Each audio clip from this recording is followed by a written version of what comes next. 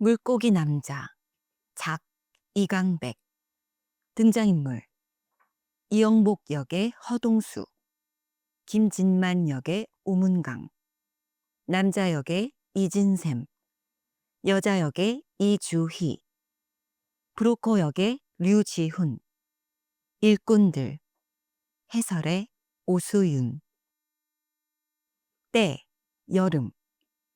곳, 바닷가 양식장. 일러두기. 남해 연안의 양식장.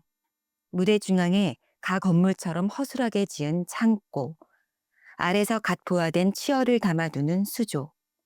기다란 손잡이가 달린 뜰채. 좁은 통로에서도 운반 가능한 외바퀴 수레. 사료용 먹이가 담긴 부대들, 양철통들, 낡은 군용 침대, 허공에 매달린 해먹, 페인트칠이 벗겨진 탁자와 의자들. 그 밖에 잡동사니들이 가건물 안을 차지하고 있다. 가건물 앞.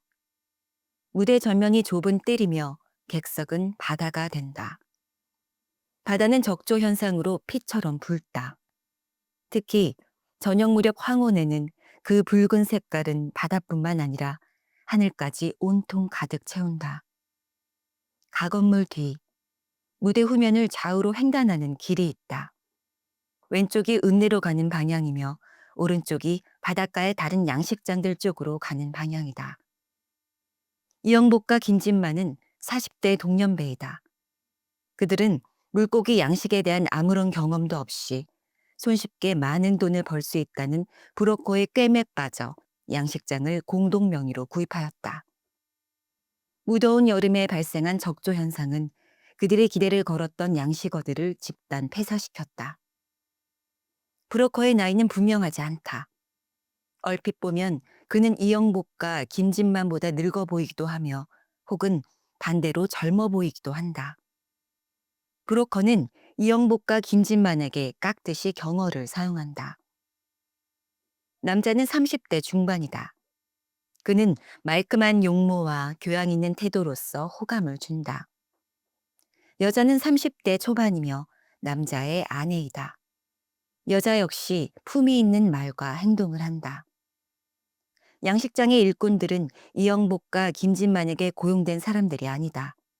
그들은 주변의 다른 양식장에서 1급을 받고 노동력을 제공하는 사람들이다. 이 연극을 5명의 인물들, 이영복, 김진만, 남자, 여자, 브로커만으로 진행할 경우 일꾼들은 등장하지 않는다. 제1장. 저녁 무렵, 가건물 뒷길. 양식장들이 있는 곳으로부터 일꾼들이 외바퀴 수레들을 밀으며 다가온다. 수레마다 양식장에서 건져낸 죽은 물고기들이 가득 담겨 있다.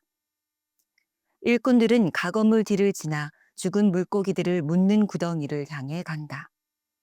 그 구덩이는 가건물에서 보이지 않는다. 그러나 잠시 후 일꾼들이 빈 수레를 밀며 되돌아오는 것으로 보아서 구덩이는 그리 멀지 않은 곳에 있음을 짐작할 수 있다.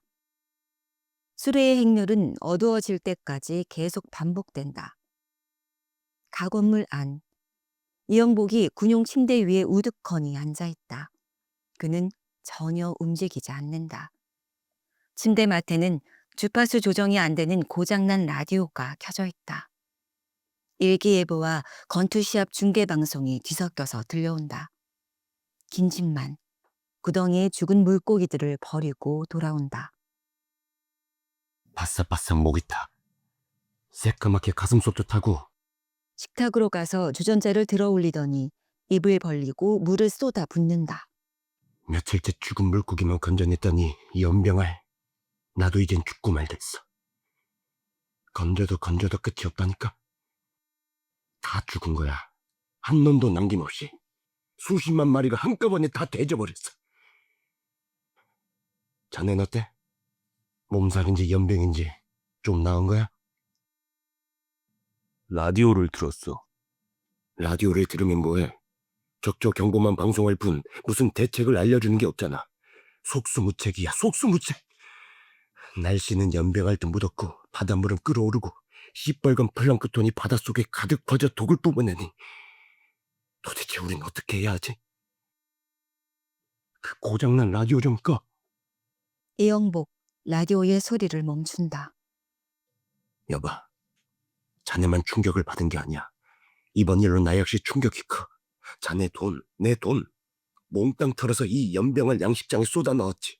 그랬는데 연병을 우린 이제 완전히 망했어.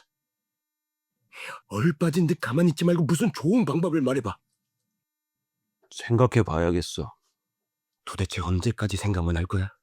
우리가 공동명으로 이 양식장을 구입했을 때 그 연병을 부르코 자식이 뭐라고 했지? 몰라도 된다고 했어. 몰라도 된다고. 우리가 물고기를 먹은만 받지 키워본 적이 없다고 했더니 그 사기꾼 부르코 자식이 몰라도 되니까 안심하라는 거야. 손톱만한 물고기 새끼들을 사다가 양식장에 집어넣고 몇 개월쯤 기다리기만 하면 저절로 말뚝만하게 자른다면서 투자한 돈의 몇백 배를 번다나 어쩐다나. 우리가 속은 거야. 몰라도 된다는 그 사기꾼 부르코 자식한테 우리가 속은 거라고. 우린 이제 어떻게 하면 좋겠어? 대답 좀 해. 그 연명할 때가 꼬꾸라질 자식이 상습적으로 남을 속여먹는 부르코라는 거야. 다른 양식장 일꾼들이 말해주더군. 적조 때가 되면 나타나 아주 헐값으로 양식장을 샀다가 적조가 사라진 다음 아주 비싸게 팔아먹는 데서 가만히 앉아서 떼돈 벌 수 있다는 그놈 꿰매 순진한 우리가 걸려든 거지. 김진만 허공에 걸린 해먹으로 가서 작업복과 장화를 벗는다. 그 연병할 놈 사기꾼 부르코 자식 여기 다시 나타나기만 해봐라. 김진만 해먹 위로 올라가 눕는다. 난 가만두지 않을 거야. 그 자식이 나타나면 멱살 잡고 따지부터 때리겠어. 양식장을 되돌려 줄 테니까 우리 돈 내놓아라 호통을 치겠다고. 하지만 그게 무슨 소용이 있을까? 뭐라고? 방금 뭐라고 했잖아. 난 생각해봤어. 생각해봤더니 지금까지 우리가 했던 모든 일들은 뭔가 알고 했던 건 하나도 없어. 도대체 무슨 소리를 하는 거야? 생각해봐 자네도. 우리가 처음 했던 일은 신설 도서관에 책을 납품하던 일이었지. 그런데 우린 무슨 책인지 몰라도 됐어. 그저 5,000권 가져오라 그러면은 아무 책이나 5,000권 가져다 주고 10,000권 준다면 또 10,000권 갖다 주고. 사립이든 공립이든 새로 지은 도서관에 의무적으로 채울 분량이 있잖아. 도서관 사서들이 일일이 책의 내용을 읽고 준날 수도 없는 일이고 그렇다고 우리가 내용을 선별해서 납품할 수도 없는 일이지. 예를 들자면 그렇다는 거야. 우리가 해온 일들은 몰라도 되는 거였지. 도서관 납품으로 번 돈을 주식에 투자한 것도 우리가 주식에 대해서 알고 했던 일은 아니었어. 어쨌든 우린 몰라도 돈을 벌었잖아. 주식으로 번 돈을 다음에 택지 사업에 투자했고 몇 번인가 그런 과정을 거쳐서 결국 우리는 바다 양식장을 사들였지. 몰라도 된다. 몰라도 물고기는 잘한다는 말은 그 브로커의 입에서 나오긴 했지만 사실은 우리 자신의 목소리였어. 김진만 벌떡 일어나 앉는다. 허공에 해먹이 좌우로 요동친다. 그러니까 뭐야? 우리가 이렇게 쫄딱 망한 건 우리 잘못이다 그거야? 이번만은 꼭 알아야겠어. 뭘 알아? 아니, 알아서 뭐래? 망해버린 이제 와서 물고기 양식법을 알겠다는 건 뭐야? 생각해보면 망한 이유를 알 수 있겠지. 양별! 생각해 볼 것도 없어. 우리가 망한 건 그 사기꾼 브로커의 농간 때문이지. 우리 자신의 잘못은 아니야. 유람선의 경적이 들려온다. 유람선은 양식장 가까이 다가와서 선회한다. 엔진 소리, 물결 갈라지는 소리, 유람선의 스피커에서 울려나오는 유행가 소리 등이 뒤섞여 들린다. 가건물 뒷길, 일꾼들이 수레를 멈추고 유람선을 바라본다. 김진만은 잔뜩 화가 나서 해먹에서 뛰어내려온다. 참 개새끼들 있나. 남들은 망해서 죽을 지경인데 저 개새끼들은 유람선을 타고 와서 시뻘건 바다가 재밌다고 구경을 해? 야이 개자식들아! 암초에 부딪혀 침몰해버려라! 아이, 그냥 둬. 우리도 저 배를 탔었잖아. 몽땅 빠져 죽어버려!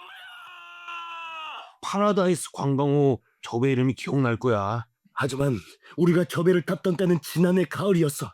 적조는 구경도 못했고 맑고 푸른 바다만 보았었다고. 김진만 가건물 앞으로 뛰어나가 유람선을 향해 외친다. 야이 개자식아!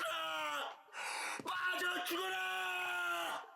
나이 그 뭔가 격터 속에 빠져 죽어. 유람선의 온갖 소리와 김진만의 외침이 뒤섞인다. 잠시 후 유람선은 경적을 울리며 멀어진다. 김진만은 가건물 안으로 되돌아온다. 고함을 들었더니 목이 다 타는 것. 김진만 식탁에 주전자를 들어 올렸다가 내려놓으며 물도 없어. 브로커 가건물 뒤쪽에서 자전거를 타고 나타난다. 그는 무더운 날씨임에도 정장 차림이다. 가건물 앞에서 안을 들여다보며 브로커는 소리내 웃는다. 속이 다 시원하시겠습니다. 실컷 욕설을 하시고. 왜서 들렸는지 모르겠지만 누구야? 납니다 나. 브로커 자전거에 실었던 손가방을 들고 가건물 안으로 들어온다. 날 잊은 건 아니시겠죠? 뭐? 잊었냐고? 브로커에게 달려들어 멱살을 붙잡는다. 이 사기꾼 불교 새끼야! 갑자기 왜 이러십니까? 김진만 따기를 칠 자세를 취하며 어서 우리 돈 내놔. 아이, 점잖게 행동합시다.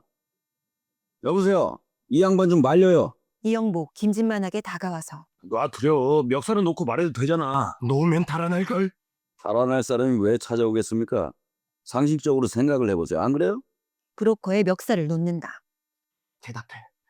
우리 돈 어떻게 할 거야? 에이그, 숨 막혀 죽을 뻔했네. 여긴 멱살을 안 잡혀도 숨쉬기가 어려운 곳입니다. 죽은 물고기들, 썩은 냄새, 그 지독한 악취 때문에 숨이 막히거든요. 그래서 내가 좋은 걸 가져왔어요. 진짜 양주입니다. 스코틀랜드산 위스키. 이걸 마시면은 악취를 견딜 수 있죠. 브로커 가방을 열고 술 한 병을 꺼낸다. 얼음 있겠죠? 양주는 얼음을 넣고 차갑게 마셔야 부드럽게 넘어가거든. 얼음은 없어. 왜 없죠? 왜 없냐고? 냉장고가 없으니까 얼음이 없지. 여름엔 냉장고를 꼭 사두라고 내가 말했는데요. 언제 그런 말을 했어? 지난해 가을에 분명히 말했어요. 양식장 매매 서류에 도장 찍으면서 냉장고가 꼭 필요하니 사두라고 했잖아요. 그랬었나? 글쎄, 기억나지 않는. 알 수 없군요. 얼음 없이 그냥 마십시다. 식탁 위에 지저분한 그릇들을 바라보며 고개를 흔든다. 술잔은 준비해 두셨겠죠? 깨끗한 유리잔이라든가 크리스탈잔 같은? 설마 술잔을 사두란 말은 안 하셨겠지? 물론 그 말도 했었어요. 내 기억은 정확합니다.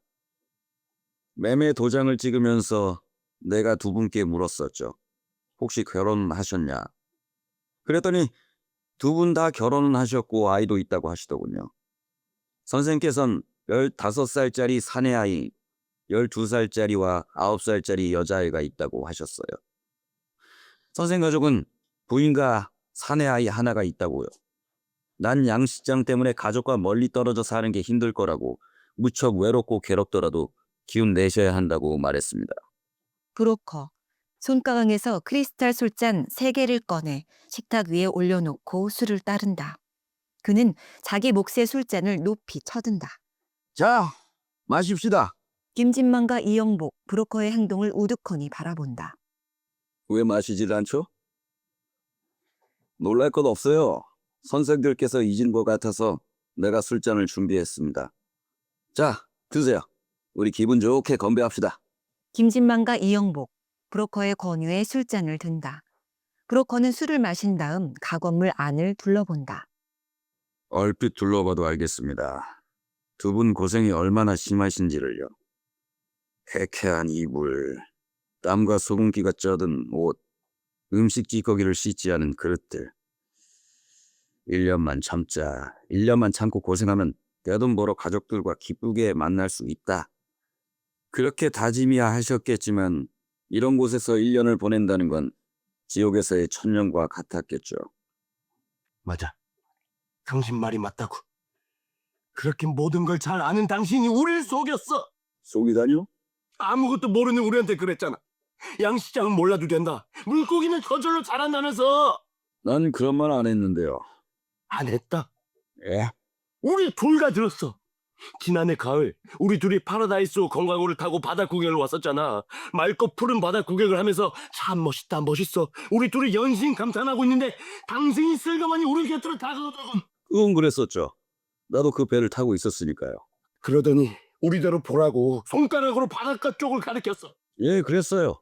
바로 이렇게 검지손가락으로. 다음은 자네가 말해. 이 사기꾼이 우리에게 뭐라고 했는지 말하라고. 잠깐만요. 난 그때를 다 기억합니다. 두 분이 하도 감탄을 하시기에 내가 바닷가를 가리키며 말했죠. 저기 바닷가에 양식장이 있는데 사지 않겠느냐고요. 마침 나는 그 양식장을 팔아야 했고 그래서 살만한 사람을 찾는 중이었거든요. 내가 그 말을 하자마자 두 분이 곧 사겠다는 반응을 나타내셨죠. 몰라도 된다고 했잖아. 몰라도 된다고. 아니요. 난 몰라도 된다는 말은 하지 않았습니다. 이 사기꾼이. 여보, 자네가 말 안 하니까. 내 기억에는 그날 그러니까 얼마면 살 수 있느냐고 저희가 물었었고 난 1억 5천만 원이면 팔겠다고 대답했죠. 우리는 사고는 싶지만은 양식장 일은 전혀 모른다고 했어요. 그렇게 말을 했다고요? 전혀 들은 기억이 없는데. 당신은 우리에게 해마다 여름이면 적조 현상이 일어난다는 것도 알려줘야 했어요. 아, 그건 말 안 했습니다. 왜냐하면 어떤 해인 절조 현상이 생기지 않는 경우가 있거든요. 여름 날씨가 무더우면 붉은 프랑크톤이 번식하고 서늘하면 번식하지 않으니까요. 1년 전에 그 다음 해의 여름 날씨를 어떻게 알고 말할 수 있겠습니까? 당신은 또 다른 것들도 말 안 했어요. 우리에게 당연히 알려줬어야 할 것들이 많았는데 입을 다물고 말을 안 한 거죠. 바로 그거야. 만약 우리가 당신 친척이나 친구였다면 말해줬겠지. 양식장엔 투자하면 안 된다. 보기엔 멀쩡하지만 적조 현상이 일어나 물고기들이 다 죽어버린다. 당신은 분명히 모든 걸 말해줬을 거라고. 브로커, 김진만과 이영복의 잔에 술을 따른다. 잔이 비었군요. 한 잔씩 더 하세요. 그런데 일부러 모르는 우리를 골라서 양식장을 팔아먹었지. 몇십 원짜리 물고기 새끼들을 집어넣고 기다리기만 하면 저절로 팔뚝만큼 커다랗게 자라난 몇만 원짜리 물고기가 된다면서 우리를 얼렁뚱땅 속여먹은 거야. 인간이란 그래요. 모든 걸 말해줘도 자기가 기억하고 싶은 것만 기억하죠. 아주 좋은 거, 희망적인 것만 기억하고 나쁜 건 모두 잊어버리는 겁니다. 하지만 지금 중요한 건 기억이 아니라 이 양식장이야. 물고기가 다 죽어버린 이 양식장을 어떻게 할 거냐. 그것이 지금은 중요한 거라고. 기억의 차이가 중요합니다. 서로 기억을 대조해서 어느 쪽에 잘못이 있는지 가려내야 하니까요. 걔까지 기억은 어찌됐든 상관없다니까. 당신 양식장은 당신이 다시 가져가. 우리 돈 1억 5천 우리에게 돌려주고 그럼 되는 거야. 원산 태도로 되돌리면 문제가 깨끗이 해결된다고. 선생도 같은 의견이십니까? 물론 똑같지. 우린 동업자거든. 원상태대로 하자. 정말 그런가요? 네. 힘있게 대답해. 네, 그렇습니다. 그럼 더 이상 말할 필요가 없군요. 브로커, 식탁 위의 술잔들을 뒤집어 비운다. 그리고 손가방에서 마른 수건을 꺼내 술잔을 닦더니 그것들을 하나씩 가방 속에 집어넣는다. 지금 뭐 하는 거야? 돌아가려고요. 돌아가더니. 난 그래도 선생들을 위해서 왔던 겁니다. 점잖게 고급 술 마시면서 이야기를 하면 서로 만족할 만한 타협점을 찾을 수 있을 거라 믿었죠. 가방을 들고 나갈 자세를 취하며 그런데 유감입니다. 전혀 납득 못할 조건을 제시하시는군요. 당신 조건은 뭐야? 내 조건은 납득할 만합니다. 말을 해. 그 조건을 들어보자고. 10분지 1이죠. 10분지 1? 원금의 10분지 1을 주고 양식장은 내가 다시 사겠습니다. 이런 연묘할 개자식이. 한정하게 생각하시길 바랍니다. 잘 생각하셔서 10분지 1이라도 받는 것이 좋겠다 판단이 되시거든 연락을 하세요. 난 읍내 여관에 있겠습니다. 브로커, 유유히 가건물 밖으로 나간다. 제2장. 아침, 날이 밝는다.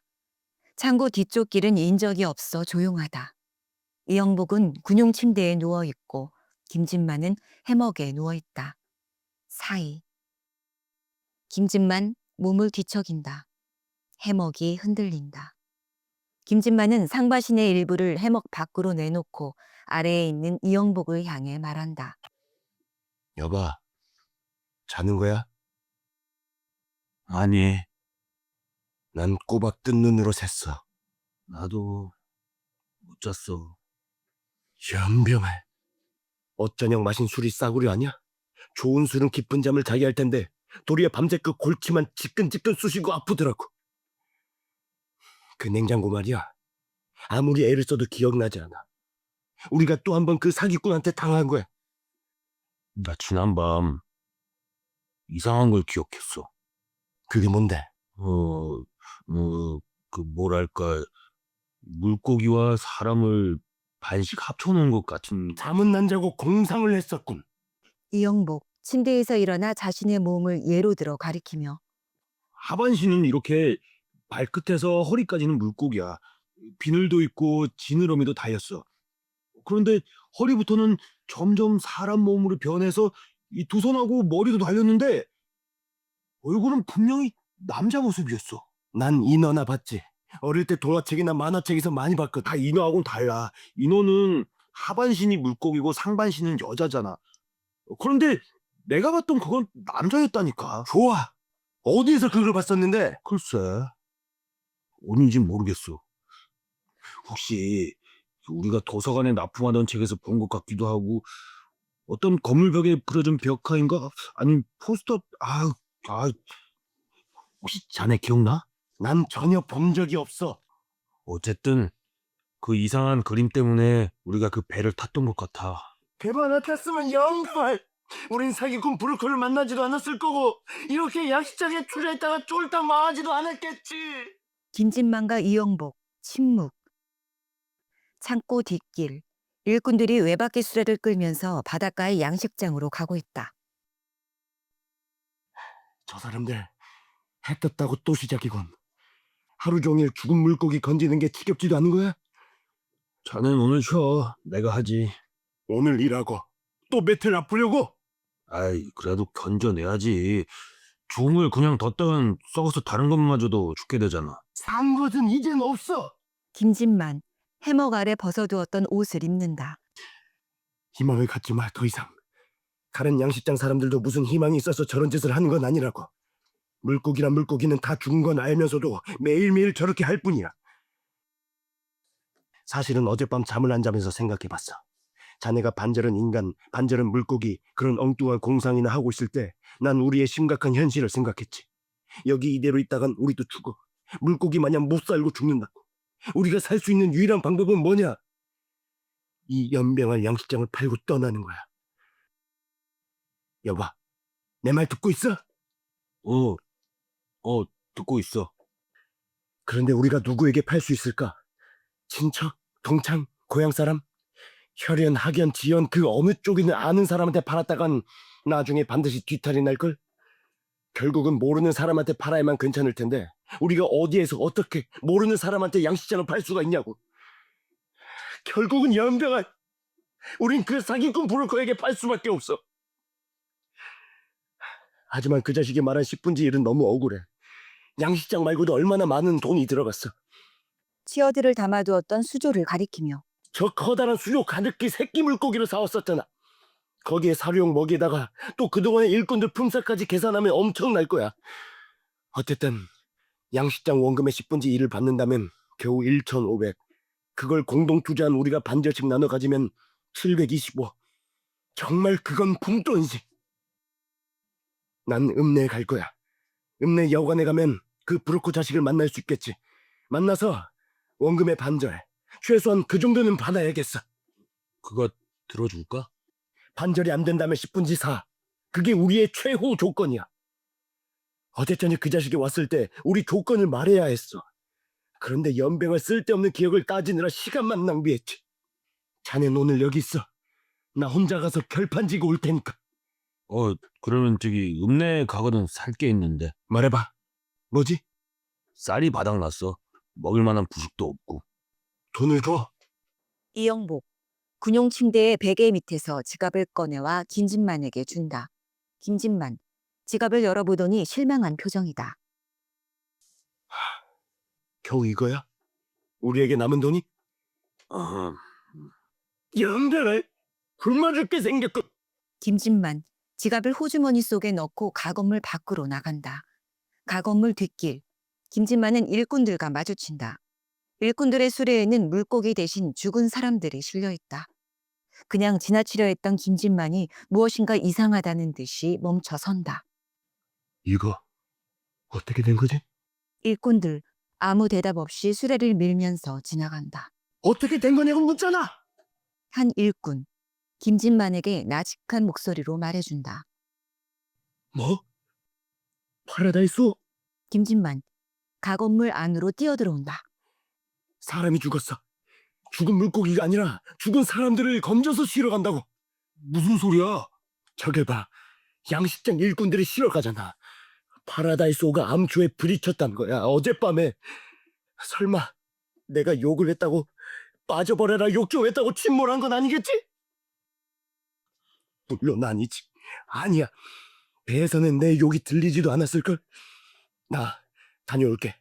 읍내에 가서 그 브로커 자식 만나고 먹을 것도 사오겠어. 김진만, 짐짓태연하게 가건물 밖으로 나간다. 제3장 오후 3시경 가건물 안.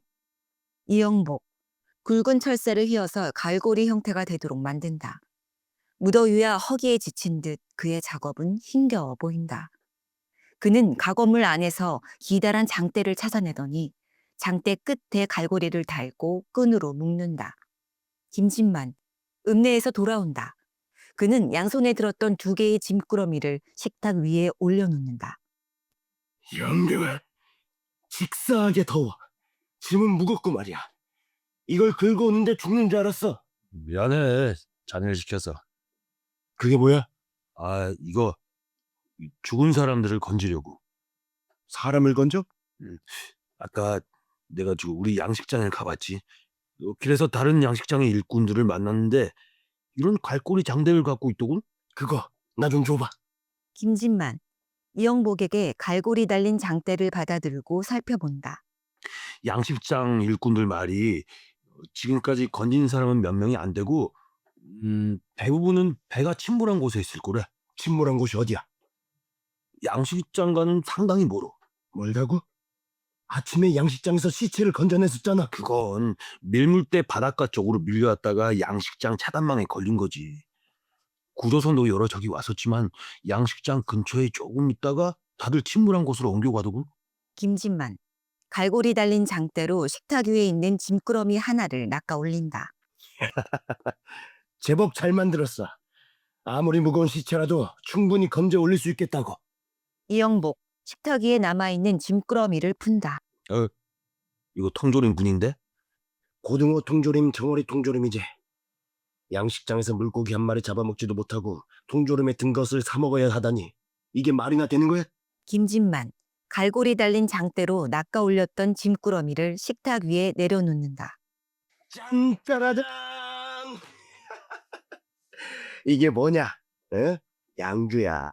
어쩌냐 브로커 자식이 가방 속에 넣어갔던 바로 그 양주라고. 자네 배고플 텐데 시장길을 없애는 데는 밥보다는 술이 빨라. 안주는 통조림을 하나 따면 돼. 술은 싫어. 정어리를 먹겠어? 고등어를 먹겠어? 먹고 싶거든 자네나 먹어. 김진만, 통조림 뚜껑을 따며. 얼핏 봐서는 몰라. 정어리와 고등어, 고등어와 정어리. 서로 어떻게 다른지 모르겠다고. 뚜껑이 열린 통조림 속을 들여다본다. 하긴 자세히 봐도 모르긴 마찬가지지만. 자넨 알아? 김진만, 식탁 위에 그릇 2개에 양주를 붓는다. 어쨌든 마셔.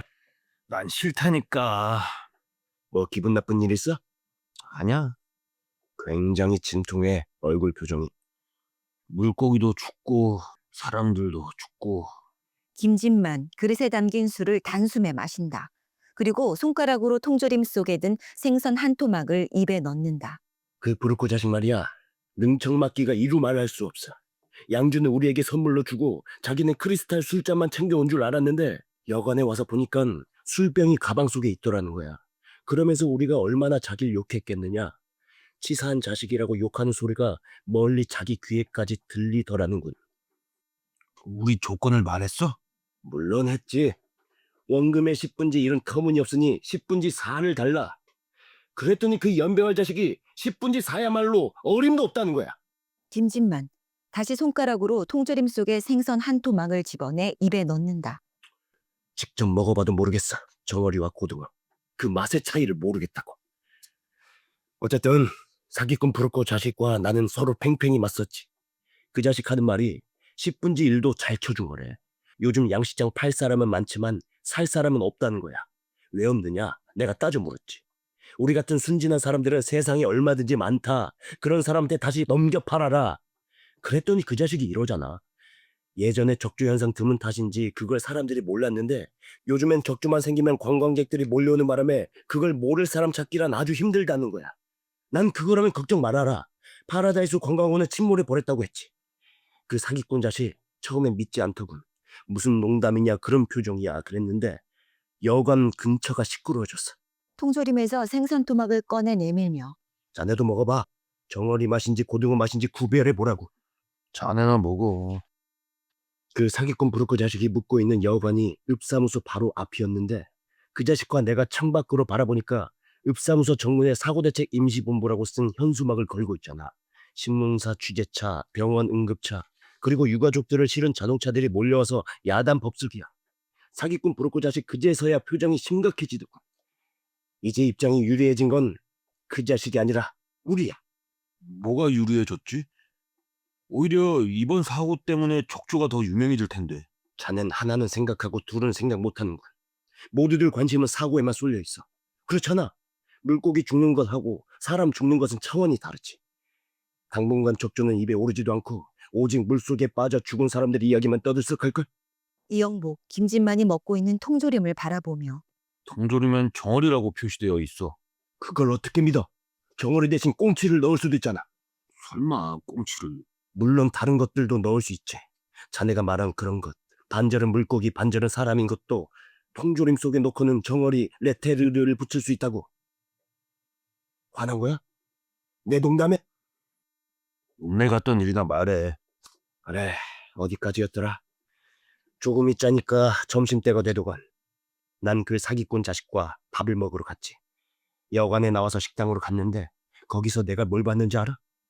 식당에 이상한 남자들이 가득 차 있더군. 잠수복, 오리발, 산소통 그런 장비를 가진 남자들이 말이야. 그리고 그들끼리 소근댔어. 내일이나 모레쯤이면 시체 한 구당 1,000만 원이 될 거라고. 1,000만 원이라니? 사망자의 시체가 있느냐 없느냐에 따라 굉장한 차이가 있다는군. 시체가 있는 경우 보상금 문제도 빨리 해결하고 생명보험이라든가 각종 보험금도 곧바로 지급된다는 거지. 하지만 시체가 없으면 문제가 아주 복잡해진대. 실종자의 사망이 확실시 될 때까지 몇 년이나 기다려야 하고 보험금 지급도 보류되고 경찰이 바닷속에서 시체 찾는 노력은 하겠지만 별로 기대할 것도 없다는 거야. 결국 애가 탄 유가족들이 돈을 주고 전문적으로 시체 건지는 사람한테 맡긴다는 거야. 내가 봐도 잠수복 입은 그들은 완전히 프로더라고. 그래서 내가 혼잣말처럼 중얼거렸지. 왕년엔 나도 해병대 잠수대원이었다. 자넨 해병대가 아니었잖아. 사기꾼 부르고 자식 얼굴 표정이 달라지는 거야. 밥 먹던 숟가락을 내려놓고 그게 참말이냐고 물었어. 난 눈썹 하나 까딱 안고 계속 큰 소리를 쳤지. 물론 해병대는커녕 헤엄칠 줄도 모르지만 그 부르고 자식 완전히 기가 죽더군. 그러면서 곰곰이 뭔가를 생각하는 것 같더니만 그가 뭐라고 했는데? 그 연병할 자식이 당장 확답을 안 하고는 대신 우리를 한 번 더 만나러 오겠대. 만나러 온다면? 10분지 4에 대해서 우리와 협상해보겠다 그거지. 언제 오겠다고는 안 해? 오늘 저녁에 올지 모르지. 아니면 내일 아침에. 그렇게 빨리? 급한 건 그 자식이야. 우린 느긋하게 보일수록 좋아. 그렇잖아. 그 사기꾼 브로커 자식과 나는 점심을 먹고 헤어졌지. 서로 상대방 실력을 인정하듯 힘껏 악수를 하고 말이야. 그 자식은 여관으로 기어 들어가고 나는 읍내 시장에 가서 물건들을 샀어. 겨우 통조림 몇 개, 쌀 몇 돼. 자, 우리 신세가 참 처량하더군. 김진만 벌떡 일어나 갈고리 장대를 집어들고 나가려 한다. 어딜 가? 1,000만 원짜리 1,000만 원짜리? 시체를 건지려고. 야, 썰물 때야 지금은. 양식장 넘어 멀리 나가야지. 두고 봐. 순두룩하게 건져올 테니까. 김진만 어깨에 갈고리 장대를 둘러매고 나간다. 그는 죽은 물고기가 가득 담긴 외바퀴 수레를 끌고 오는 일꾼들과 마주친다. 김진만 의기양양하게 지나간다. 제4장 새벽 가건물 주변 안개가 자욱하다. 김진만 안개 속에서 나타난다. 그는 의식불명의 한 남자를 들쳐업고 가건물 안으로 들어와서 이영복을 부른다. 여봐, 자는 거야? 일어나서 이걸 보라고. 이영복 침대에서 일어나며 아, 그게 뭔데? 내가 사람을 건졌어. 이영복 김진만에게 다가간다. 아직 살아있어. 살아있다니. 죽지 않았다 그거지. 불을 켜야겠어. 어두워서 잘 안 보여. 이영복 식탁으로 가서 위에 매달려 있는 전등을 켠다. 고무보트를 타고 밤새껏 돌아다녔지. 아무것도 없었어. 허탕이구나. 단념하고 돌아오는데 안개 속에서 뭔가 덜컥 부딪히잖아. 그래서 갈고리 장대로 휘저었더니 이 사람이 걸린 거야. 이영복 남자를 살펴본다. 다행이네. 큰 상처는 없는 것 같은데? 맥박도 뛰고 숨도 쉬어. 그래? 어서 병원에 데려가야지. 아니야. 병원보다는 먼저 읍내에 가서 알아볼겠어. 산 사람을 건지면 얼마를 받는지 그걸 알아봐야지. 여봐, 자네 생각은 어때? 죽은 사람을 1,000만 원 받는다면 산 사람은 2천만 원 아니 3천만 원 이상 받지 않겠어? 우선 내 침대에 눕히자고.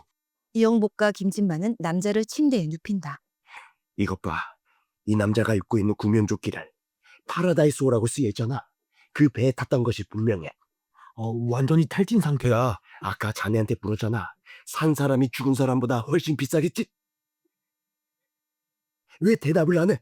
글쎄, 산 사람을 죽은 사람과 비교할 순 없겠지. 이 세상의 모든 것을 다 얻고도 죽으면 아무 소용없다는 그런 말이 있잖아. 이영복 침대에 눕힌 남자의 가슴에 귀를 댄다. 심장이 뛰고 있어. 그래.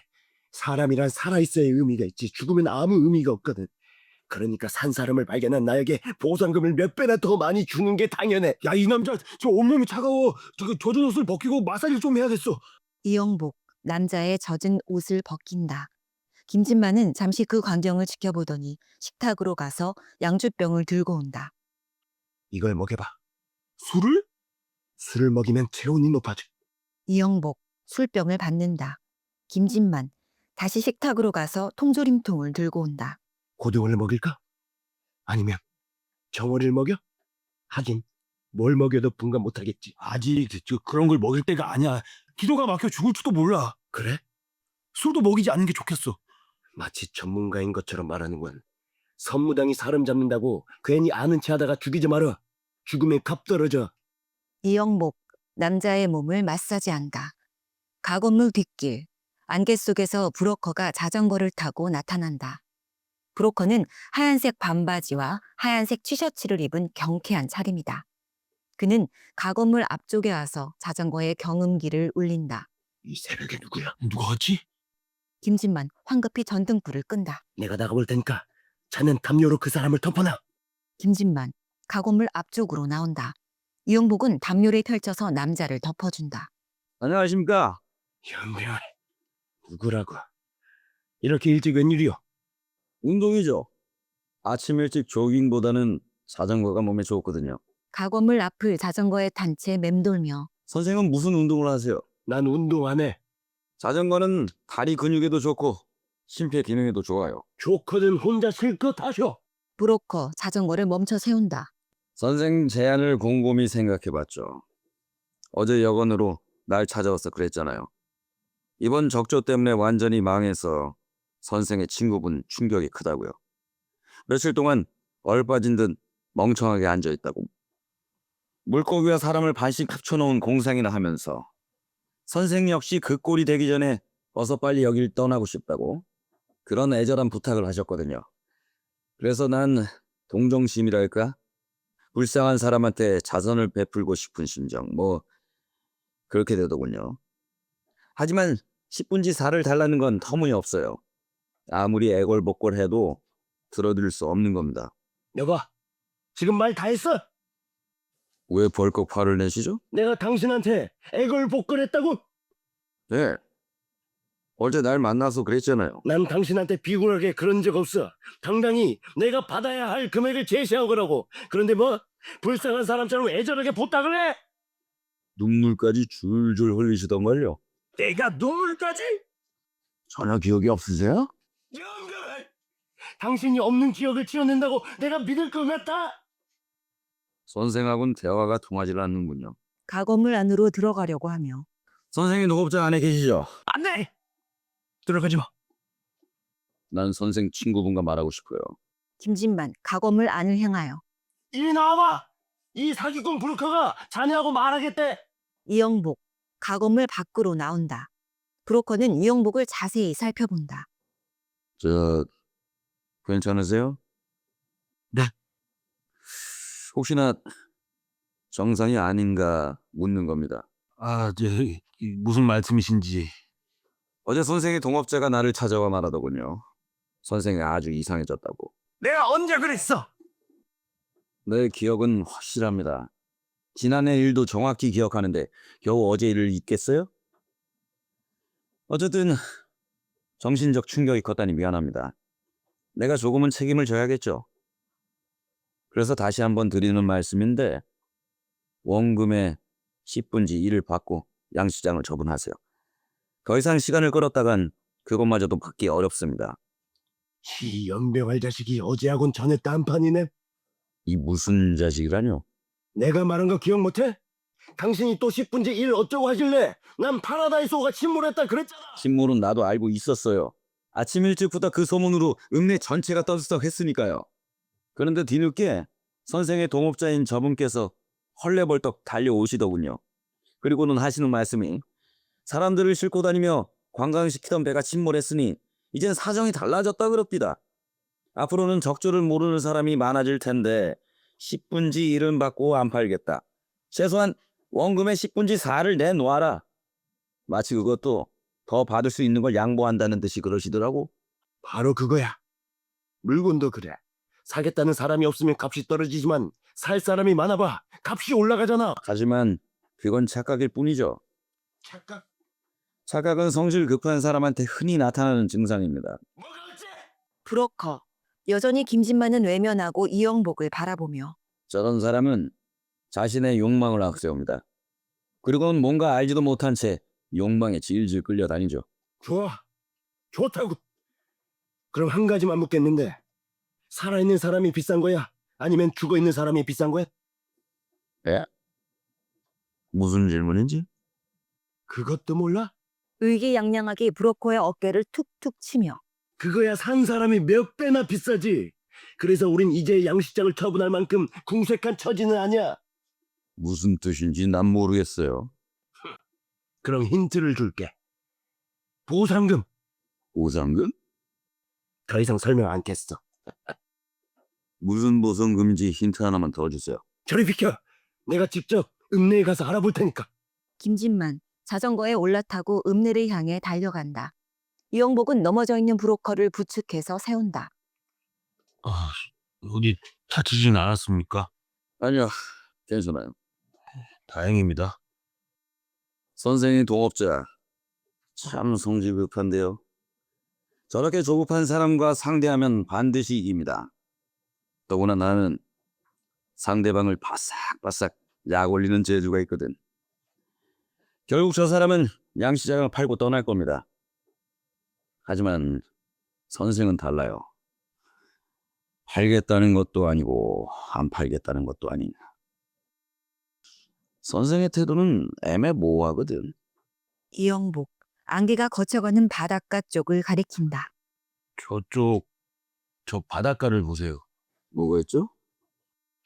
잘 아시겠지만 저 바닷가의 양식장들은 모두 팔려고 내놓은 겁니다. 아주 헐값이죠. 어느 것이든 마음대로 골라 살 수가 있어요. 그런데 하필이면 이 양식장이냐 그건가요? 네. 물론 다른 건 더 싸게 살 수 있겠죠. 하지만 이 양식장은 이 세상에서 가장 유능한 브로커인 내가 7번째 샀다가 팔았던 거죠. 이젠 8번째. 새로운 기록을 세우는 것이 내 목표이자 취미입니다. 내가 너무 솔직했는가요? 나의 솔직함이 선생의 태도를 분명히 하는데 도움이 됐으면 좋겠습니다. 선생의 도업자는 팔겠다는데 선생이 안 팔겠다면 매매가 성립되지 않거든요. 그래서 부탁드립니다. 선생 역시 동업자와 똑같은 결정을 해주세요. 그럼 내 부탁 들어주시는 걸로 알고 난 이만. 브로커, 가건물 뒤쪽으로 걸어간다. 이영복, 묵묵히 고개를 숙이고 있다. 갈매기 한 마리 날카롭게 울부짖으며 이영복의 머리 위를 지나 바닷가 쪽으로 날아간다. 제5장, 낮, 눈부신 떼약볕. 가건물 뒷길, 외바퀴 수레에 죽은 물고기를 가득 실은 일꾼들이 띄엄띄엄 지나간다. 가건물 안, 이영복이 혼수 상태에서 깨어난 남자에게 묽게 끓인 죽을 먹이고 있다. 남자는 침대에 눕혀진 채 상반신이 약간 높게 베개로 받쳐져 있다. 저 한 숟갈만 더 드세요. 남자 고개를 가로젓는다. 더 드세요. 그래야지 좀 기운을 차릴 텐데. 아니요. 이영복 죽그릇과 숟가락을 내려놓으며 그럼 우리 조금 쉬었다가 우리 다시 합시다. 남자 고개를 끄덕인다. 아니면 저거 편안하게 제가 눕혀드릴까요? 예. 이영복 베개를 빼내 상반신을 낮추며 진짜 정말 천만 다행입니다. 그 오늘 새벽에 내 친구가 구해드렸죠? 그 기억나십니까? 가족이 알면은 굉장히 기뻐할 겁니다. 고맙습니다. 가건물 뒷길. 김진만이 자전거를 타고 달려온다. 급히 서두르는 기세가 역력하다. 그는 가건물 앞에 자전거를 세우고 안으로 뛰어들어온다. 여보, 그 남자 어떻게 됐어? 이거 이제 막 깨어났어. 깨어났다고? 내가 그 죽을 끓여서 좀 먹였지. 그 남자를 묶어야 해. 묶다니? 움직이지 못하도록 묶으라고. 그리고 입을 틀어막아. 입은? 왜? 말 못하게 막아. 김진만, 침대 주변에 있는 헌 옷을 집어서 잘게 찢는다. 그는 남자를 묶을 끈을 만들어 이영복에게 던져준다. 자, 내가 시키는대로 해. 이영복, 영문을 모르겠다는 표정으로. 왜 이러는 거야? 지금 누가 이쪽으로 오고 있어. 읍내에서 만났지. 자기 남편을 찾아주면 무려 3천만 원이나 주겠다는 여자야. 그 여자 말을 들어보니까 연별! 이 남자와 비슷하잖아. 비슷하니? 그래서 내가 오라고 했지. 어서 서둘러. 잠깐, 그 여자가 오면 뭘 어떻게 하려고? 연별! 그렇게 가만히 서서 짓거리기만 할 거야. 남자 입에 재갈을 물리듯 허든 뭉치를 쑤셔놓고는 팔과 다리를 묶는다. 언제나 죽인 일은 내가 하는 건. 여보, 시간 없어. 저기 내 해먹 밑으로 이 침대를 끌어다 놓고 담요로 가려. 김진만, 침대를 해먹 밑으로 끌어간다. 이영복은 마지못해 도와준다. 김진만은 담요를 널다랗게 펼쳐서 해먹에 걸어 침대가 보이지 않게 가린다. 잠시 후 담요 뒤에서 나온 그는 식탁으로 가서 주전자의 물을 입안에 쏟는다. 물이 찔끔 나오다가 그친다. 주전자에 묽은 넉넉히 담아놔. 알았어. 꼭 마시려고 하면 없거든. 아까 죽 끓일 때 물 써서 그런 거야. 김진만 식탁 의자를 끌어다가 막처럼 처진 담요 앞에 놓는다. 자넨 이 앞을 지키고 있어. 그 여자가 오더라도 꼼짝 말고 앉아서 지키기만 하라고. 김진만 가건물 밖으로 나와 뒷길 읍내 쪽 방향을 바라본다. 분홍색 꽃무늬의 양산을 든 한 여자가 걸어온다. 김진만 여자를 마중 나가 가건물 안으로 데리고 온다. 들어오세요. 이 안으로. 남자들만 사는 곳이어서 지저분할 겁니다. 김진만 식탁의 의자를 담요가 젖은 해먹에서 멀리 놓고 여자에게 앉도록 권한다. 앉으십시오, 부인. 지금 읍내에 모여있는 놈들, 잠수복 입고 산소통 맨 놈들은 모두 엉터리입니다. 그 자식들은 몰라요. 이곳에 처음 와서 바닷속을 모르는 놈들이 그저 돈만 많이 주면 찾아나겠다 장담하는데 그걸 믿고 맡겠다간 큰 낭패를 당합니다. 하지만 우린 달라요. 이영복을 가리키며 내 동업자죠. 부인께 이미 말씀드렸듯이 저 친구와 나는 이 근처 바닷속이라면 손금 보는 듯 훤합니다. 신속 정확하게 원하시는 사람을 찾아드립니다. 그러니까 나중에 사례금을 깎자든가 그래서는 안 됩니다. 네, 제 남편이 확실하다면. 그야 물론이죠. 엉뚱한 사람 찾아놓고 돈 달라 할 수 없으니까요. 부인, 남편의 인상착의를 들었습니다만 좀 더 구체적인 특징을 말씀해 주십시오. 여자 가슴에서 사진을 꺼내주며 바로 이런 분이에요. 김진만 사진을 받아들고 보더니 자신만만한 표정이 된다. 부인, 난 이 얼굴을 봤습니다. 보셨다뇨? 하하하. 그건 찾아낼 자신이 있다는 뜻이지요. 이영복 김진만에게 다가온다. 그 사진 좀 보여줘. 거기 가만 좀 앉아있어. 나도 봐야겠어. 자넨 봐도 모를 사람이야. 김진만 이영복을 피해서 여자가 앉은 의자 뒤로 간다. 어쨌든 부인, 남편은 우리가 반드시 찾아낼 겁니다. 그런데 남편께서 살아있다면 얼마를 주시겠습니까? 그분은 살아계시지 않아요. 그래도 우리가 살아있는 상태로 찾아낼 경우엔 약속하신 금액보다 더 많이 주셔야 합니다. 사망자 명단을 보고 또 봤어요. 틀림없이 제 남편 이름이 있었죠. 이영복 다시 김진만에게 다가온다. 김진만은 담요 앞에 의자를 가리킨다. 자네 자리는 저기야. 돈 받으면 반씩 나눌 테니까 자네 그 자리나 지켜. 이영복 손을 내밀며 난 사진을 봐야겠어. 지금 중요한 이야기를 하고 있잖아. 김진만 다가오는 이영복을 피해 식탁으로 가더니 그 위에 걸터 앉는다. 부인, 생각해 보세요. 사람이란 살아있어야 가치가 있는 겁니다. 죽어버리면 아무 가치도 없고 아무 소용도 없어요. 그런데도 사고대책본부에 가서 알아봤더니 산 사람한테는 아무 보상금이 없다는 겁니다. 죽은 사람에게만 보상금을 준다니 그런 기가 막힌 일이 어디 있습니까? 이영복 식탁으로 다가온다. 김진만은 짜증을 내며 사진을 이영복에게 준다. 사진 줄 테니까 아무 소리 말고 보기만 해. 이영복 사진을 받는다. 어때요? 내 말이 틀렸습니까? 전화로 연락을 받았을 땐 제 남편의 죽음이 믿어지지 않았어요. 파라다이스 관광 회사라면서 배가 침몰했다고. 승객 명단에 이름이 있다고 있으니까 확인해 보라고 하더군요. 처음에 저는 제 남편이 그 배를 탄 줄도 몰랐어요. 설마 적조를 구경하러 바다에 가셨으리라고는. 저는 전화기를 내려놓고 라디오를 켰어요. 긴급 뉴스라면서 온통 그 소식뿐이었죠. 급히 서둘러 여기까지 내려왔지만 사망자 가족들이 바다를 향해 울부짖는 모습을 보면서도 여전히 저는 남편의 죽음을 믿을 수 없었어요. 그렇죠, 부인.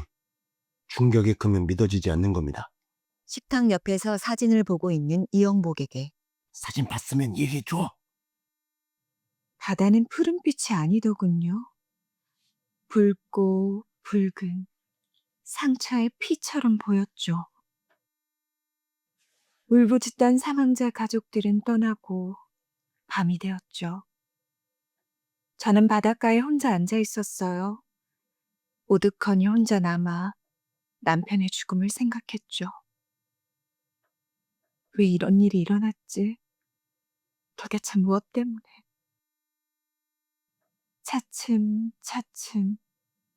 남편을 사랑했던 때가 기억나면서 비로소 눈물이 나오더군요.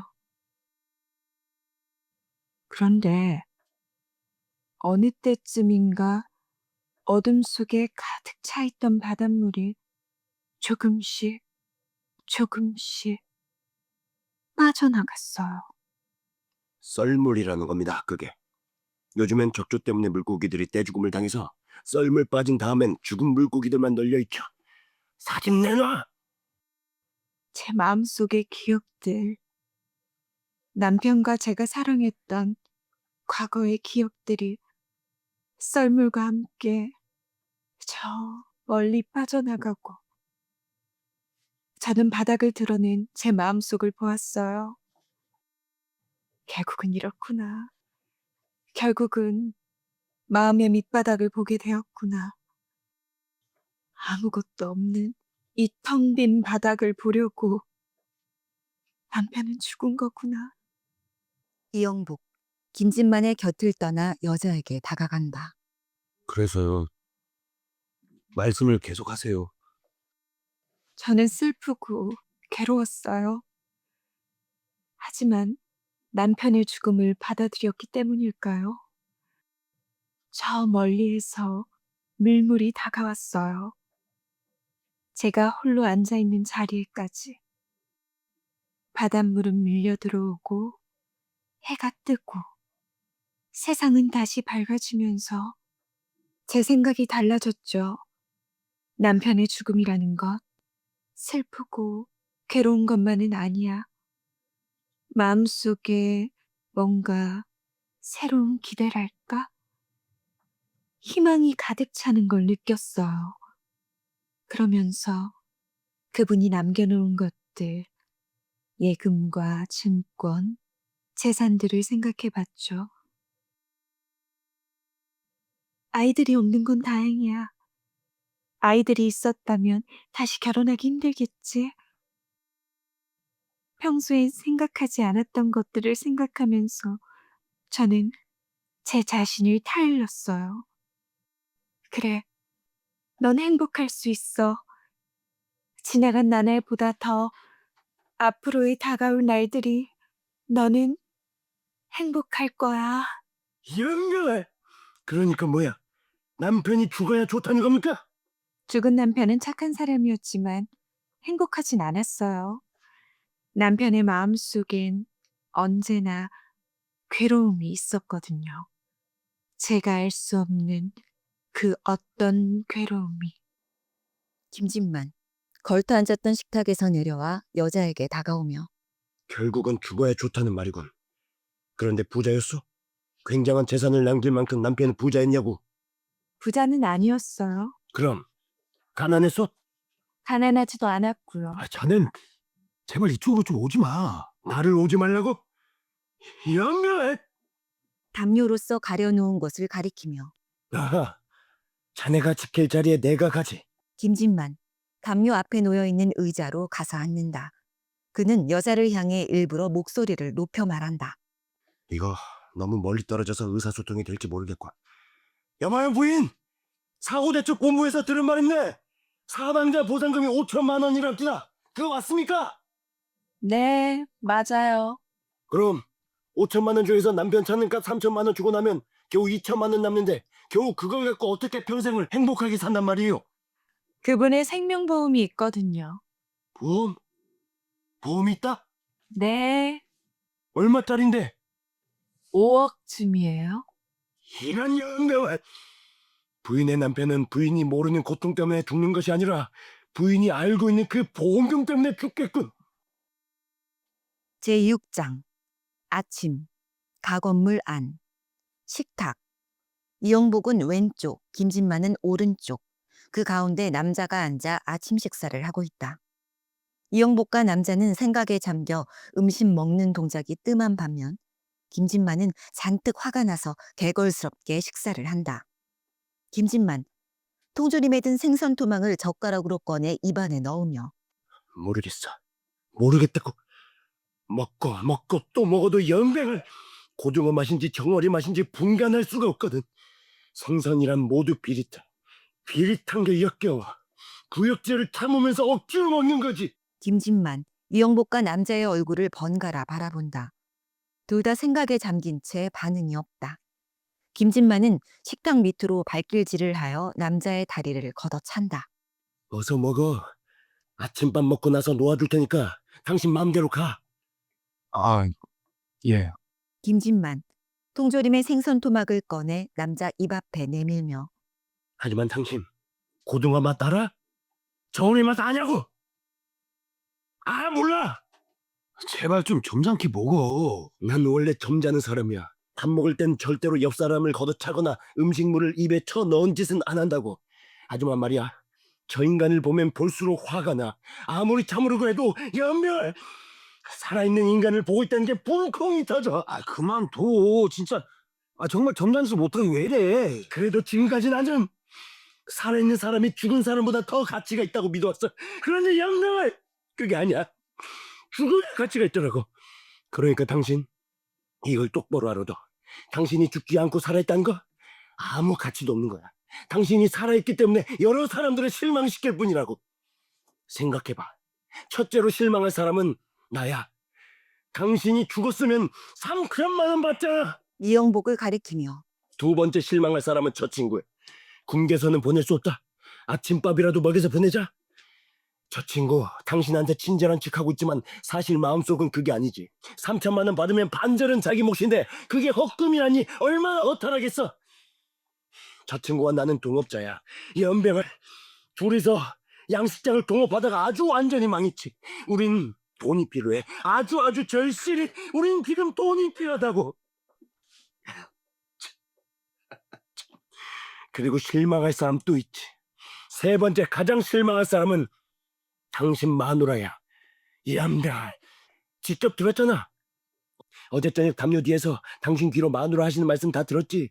보상금도 받고 보험금도 받아서 자기 팔자를 고치겠다 그런 말씀이셨는데 오늘 아침 당신이 살아서 나타나봐. 반가워서 벌쩍 뛰기는커녕 실망이 워낙 커서 연병을 뒤로 홀라당 자빠지고 말걸. 아 진짜 너무 심하네. 그 이왕 보낼 사람한테 그런 농담을 할 건 없잖아. 농담이 아니라 진담인데요. 그래 진담이다 왜? 내가 죽으면 진정 슬퍼할 사람은 얼마나 될까요? 남자. 식탁 위로 두 손을 올려놓고 열 손가락을 펼친다. 곰곰이 생각하면서 하나씩 꼽는다. 연병을 거니 누구 약올리는 거야? 파라다이소가 침몰하던 때 그때도 난 이렇게 손가락을 꽂고 있었어요. 나 죽으면 슬퍼할 사람은 늙으신 아버지와 어머니, 하나뿐인 여동생, 그리고 나의 아내, 넷이더군요. 물론 평소에 알고 지내는 사람들은 많습니다. 친척이나 친구들, 이웃들. 그 많은 사람들 중에 겨우 내뿐이라니. 마누라는 슬퍼하지 않을 테니까 빼. 남자. 꼽았던 손가락 하나를 펼친다. 여동생도 빼야 되는 거 아니야? 그런 것도 같아요. 시집가 뒤엔 오랫동안 못 만났으니까. 늙은 부모님도 그렇지. 자식 죽음에 울지 않을 부모님이 어디 있어? 그런 자동적으로 울 사람을 계산에 넣는 건 무의미해. 아버지도 빼고 어머니도 빼면 실질적으로 아무도 없군요. 그래, 그게 바로 당신의 죽음이라고. 네, 맞는 말씀이에요. 사실은 애가 암초에 부딪히자 모두들 살려고 아우성이었는데 난 가만히 있었어요. 내 옆에 어떤 남자가 왜 가만히 있느냐 묻더군요. 그래서 나는 그 남자에게 손가락을 꼽아보라고 말했죠. 죽으면 진정 슬퍼할 사람이 몇이나 되는지, 그래도 10손가락을 꼽을 정도는 돼야 하지 않겠냐고요. 자, 두 분도 나를 따라해보세요. 10손가락을 활짝 펼친 다음에 한 사람 생각나면 손가락 하나를 꼽는 겁니다. 자, 얼마나 되는지 손가락을 꼽아보세요. 남자. 식탁 위에 다시 두 손을 올려놓고 열 손가락을 펼친다. 김진만. 의자를 박차고 일어선다. 이런 연병을 다가 ቁ꾸라지. 왜 그래? 장대 어딨지? 갈고리 달린 장대 말이야. 이런 쓸모없는 인간과 시간을 낭비했니? 차라리 난 죽을 수 있잖아. 건지러 가야겠어. 김진만. 갈고리 장대를 찾아 들고 가건물 밖으로 나간다. 뒷길. 한 일꾼이 외박기 수레에 시체를 싣고 읍내 쪽을 향해 뛰어간다. 그 뒤를 다른 일꾼들이 고함을 지르며 뛰어간다. 김진만. 부러운 시선으로 그들을 바라보더니 바닷가 쪽 길로 걸어간다. 이제 그만 가세요. 아니요, 왜요? 난 내 삶이 어쩌다가 이렇게 되었는지 모르겠어요.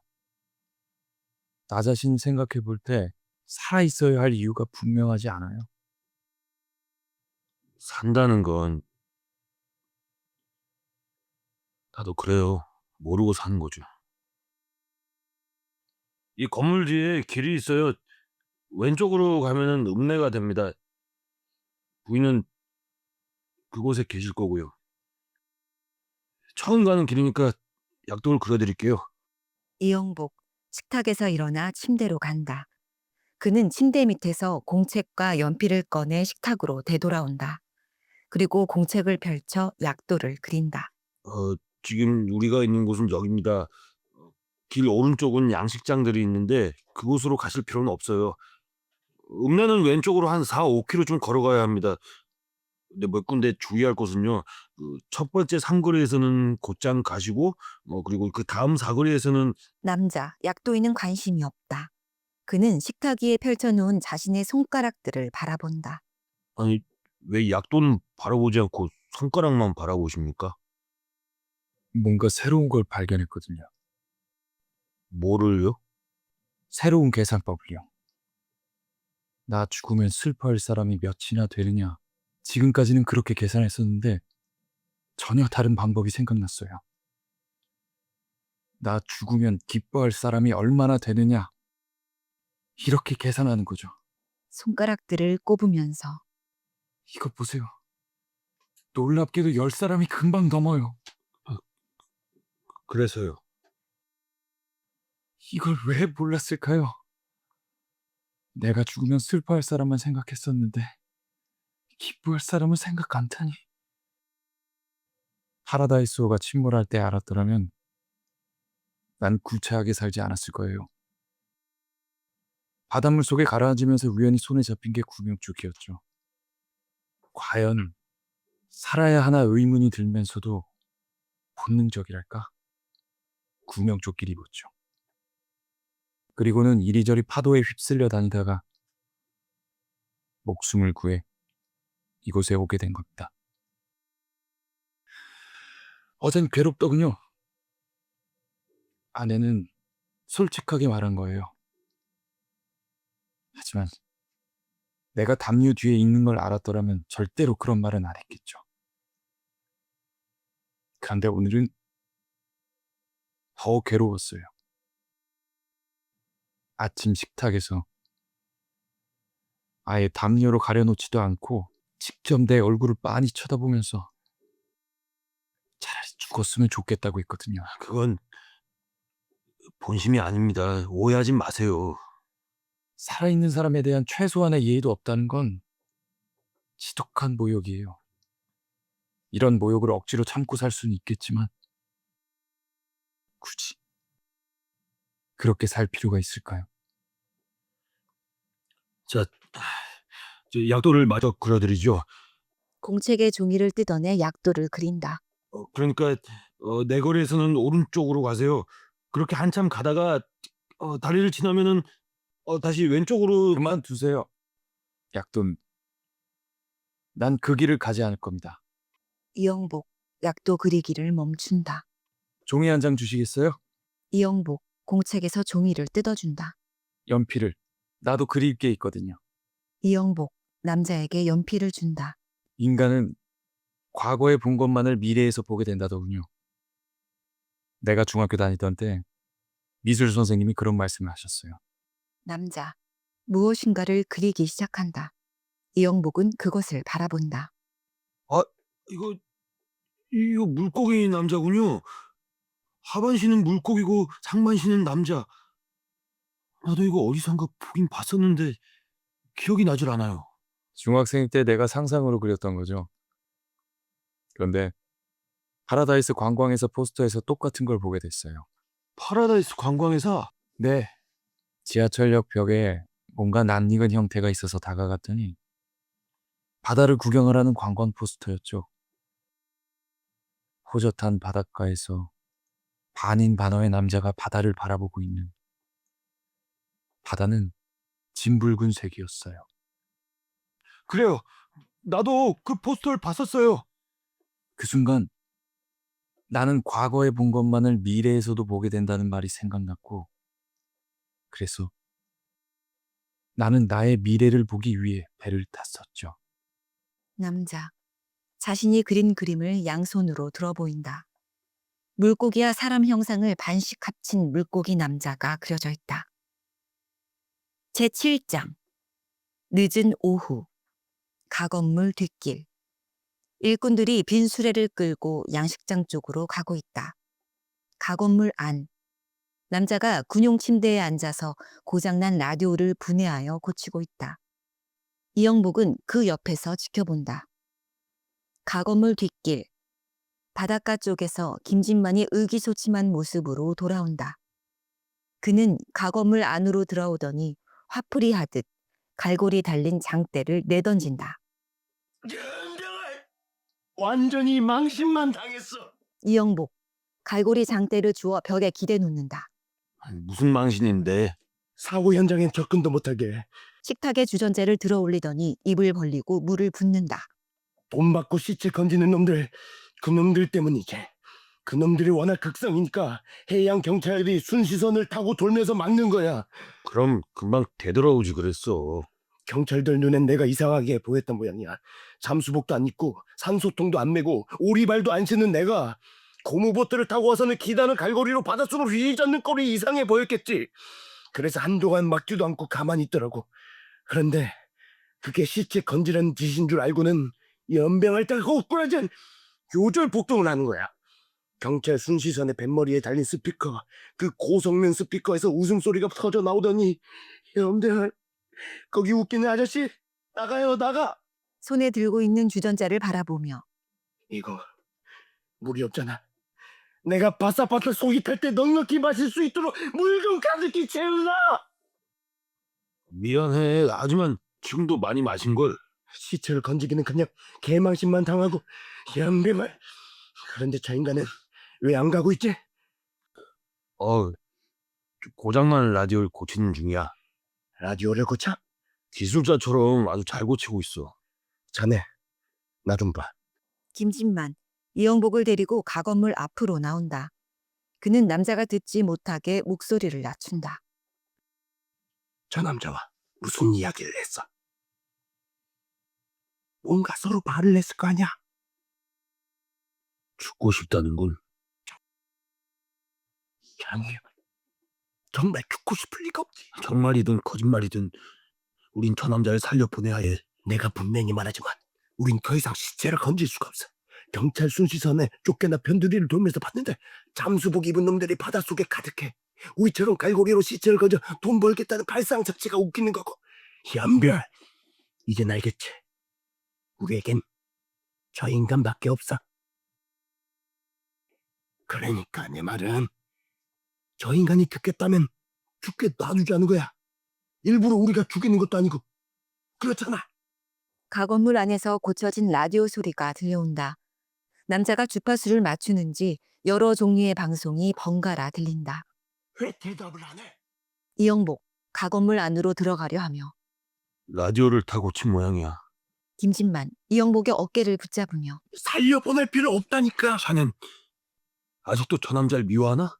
믿고 안 믿고 그런 문제가 아니야. 이건 우리가 사느냐 죽느냐의 문제지. 저 인간이 죽으면 우린 살 수 있어. 사례비로 3천만 원 받고 양식장을 헐값에 빼앗으려는 사기꾼 브로커한테 더 보탰다가 팔면 그 돈도 많아. 그럼 연병을 여길 뜨는 거야. 지옥인 줄 모르고 빠졌던 이곳에서 깨끗이 뜨는 거라고. 남자, 가건물 밖으로 고개를 내민다. 라디오 고쳤어요. 이리 오셔서 들어보세요. 난 저 인간이 미워. 그 이유는 살아있기 때문이야. 자네도 마찬가지일까? 죽은 인간을 사랑하기 쉽지만 산 인간을 사랑하기 어려워. 이영복과 김진만, 가건물 안으로 들어간다. 남자는 라디오를 식탁 위에 올려놓고 다이얼을 돌린다. 일기예보예요. 여전히 날씨는 무덥고 바다의 적조는 더 퍼지고 있다는군요. 남자, 다이얼을 돌린다. 주파수가 바뀌며 다른 방송이 들린다. 이건 주식 시세인데 철거회사 주식들이 올랐습니다. 연병을. 남자, 라디오의 다이얼을 돌린다. 탱고 음악이 들린다.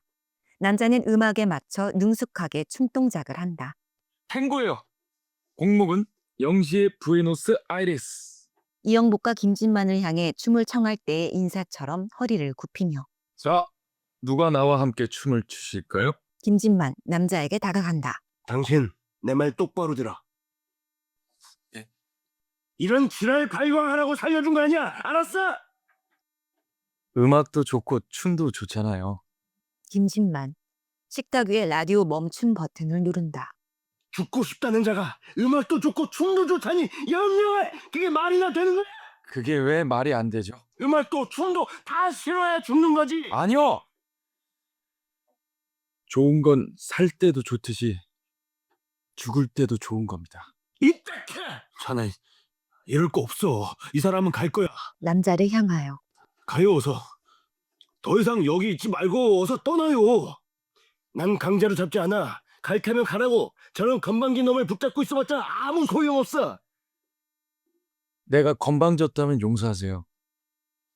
나 역시 변명 같지만 건방진 건 싫거든요. 괜히 잘난 체해서 마음을 언짢게 하는 그런 사람이 되는 건 싫습니다. 가건물 뒷길. 손가방을 든 브로커가 걸어오고 있다. 그는 가건물 앞에 세워진 자전거를 발견하고 고장난 데가 없는지 살펴본다. 페달을 밟아 바퀴가 도는 상태를 확인하고 손잡이에 달린 경보기를 울린다. 이런 연병. 밖에 누가 왔잖아. 가건물 밖을 내다본다. 브로커야. 사기꾼 브로커. 남자에게 다급하게 말한다. 당신 말이야. 저 사기꾼 브로커 자식 눈에 띄어서 좋을 것 없어. 당장 밖으로 나갈 생각 말고 이 안에 어디든지 보이지 않게 숨어 있으라고. 김진만. 가건물 앞으로 나와 브로커를 가로막는 자세로 선다. 아, 여긴 또 웬일이야? 아무 예고도 없이. 내 자전거를 찾으러 왔죠. 연병을 좀 더 타도록 내버려 두시지. 그 정도 탔으면 많이 탄 거예요. 브로커, 가건물 안으로 들어가려 한다. 안으로 들어갑시다. 왜? 브로커, 손가방에서 서류를 꺼내며 중요한 서류가 있거든요. 무슨 소리인데? 양식장 매매에 관한 계약서예요. 선생 동업자도 함께 봐야 하니까 안으로 들어갑시다. 김진만과 브로커, 가건물 안으로 들어온다. 김진만은 한 걸음 앞서와서 사방을 둘러본다. 남자의 모습이 보이지 않자 안심한 듯이 이영복을 향해 목소리를 높여 말한다. 글쎄, 이 사기꾼 양반이 우리한테 볼 일이 있다는 건 난 절대로 사기꾼 아닙니다. 그것 봐. 사기꾼 아니라는 그 말 자체가 사기라고. 브로커, 식탁 위에 서류를 놓고 의자에 앉으며 두 분 다 여기 앉으세요. 김진만과 이영복, 브로커, 식탁에 둘러앉는다. 사실은 내가 최후 통첩하러 왔어요. 난 더 이상 기다리지 않겠습니다. 이젠 양식장을 팔든가 말든가 두 분이 상의해서 결정하세요. 지금 당장? 네, 바로 지금요. 자, 어떻게 할 겁니까? 우린 조급할 것 없어. 당신이 우리 양식장을 사고 싶어 몸살이 난 모양이군. 난 다 알게 됐어요. 선생이 뭐 때문에 배짱을 부리는지 알게 됐다고요. 침몰한 배에 실종자 시체를 찾아주면 유가족들이 사례비로 큰 돈을 준다니까. 혹시나 그걸 찾아볼까 그런 생각이죠. 연병을. 난 그런 치사한 생각 없어. 그럼 내 자전거를 빼어서 타고 먼질나게 읍내를 드나든 건 뭡니까? 증거를 대라고 증거를. 며칠 전엔 어떤 여자를 데려왔었죠. 남편 시체를 찾아주면 3천만 원을 준다는 여자요. 이래도 잡아댈 거예요? 이거 연병하다가 꼬꾸라지겠고. 그 심정 이해 못하는 건 아닙니다. 양식장이 망했으니 무슨 짓을 해서라도 살 방법을 찾고 싶었겠죠.